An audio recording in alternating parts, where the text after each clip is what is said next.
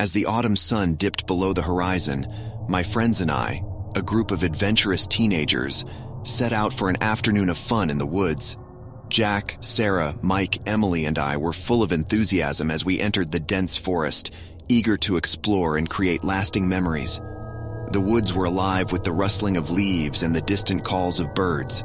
We laughed and chatted, playing hide and seek, tag, and all sorts of games, completely immersed in the joy of the moment. The sunlight filtered through the vibrant foliage, casting beautiful patterns on the forest floor. As we ventured deeper into the woods, the atmosphere began to change. The air grew cooler, and a strange silence enveloped us. Sarah stopped suddenly, her eyes darting around with unease. "Do you guys feel that too?" she asked, her voice trembling. I glanced at my friends, trying to dismiss the feeling of discomfort creeping into my heart. "It's just the woods, Sarah. They can be a bit spooky sometimes," I reassured her. Chris, the prankster of the group, chimed in. "Yeah, don't worry, Sarah. I've got a spooky story that'll take your mind off things." We huddled together, and Chris began to spin a chilling tale of a ghost that haunted these very woods. The story sent shivers down our spines, and we laughed nervously, trying to shake off the eerie feeling settling over us. But as the day waned and darkness began to encroach, the woods seemed to come alive with strange sounds. Faint whispers and mournful cries echoed through the trees, and the air grew colder with each passing moment. Fear started to gnaw at our minds, and we decided it was time to head back to town. However, when we turned to retrace our steps, the path we had come through was nowhere to be seen. Panic set in, and we realized that we were lost. "We must have taken a wrong turn somewhere," Jack said, trying to hide his unease. "But we were following the path the whole time," Emily protested. "It can't just disappear like that." As we wandered deeper into the woods, the trees seemed to close in around us, and the once familiar landscape became unfamiliar and disorienting. The woods that were once filled with laughter and joy now felt suffocating and menacing. Then, a pale, translucent figure appeared before us.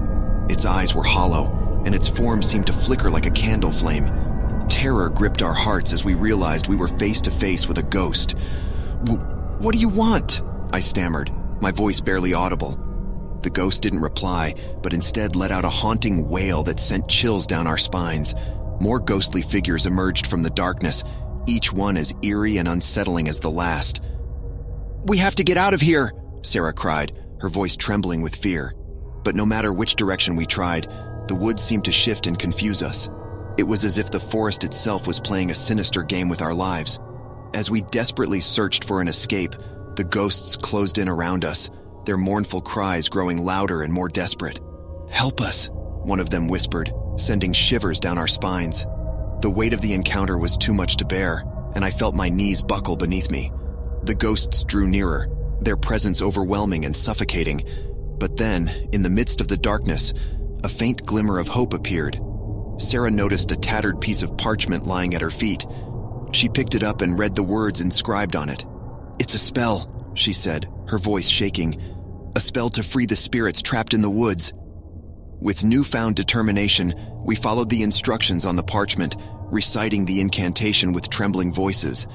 As we did, a blinding light erupted from the ground, and the ghosts let out one final, heart-wrenching cry. The woods fell silent, and the darkness lifted. The feeling of dread that had gripped us was replaced with relief and gratitude. "I think we did it," Emily said, her voice filled with awe. As the first rays of dawn broke through the trees, we noticed a path leading out of the woods.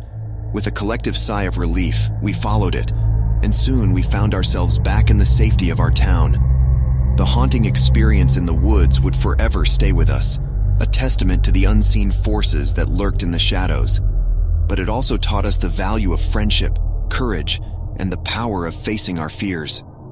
As we parted ways that morning, we knew that we would never forget the night we encountered ghosts in the woods. And although it was a terrifying experience, it was also a reminder that even in the darkest of times, there is light and hope to guide us through the darkness.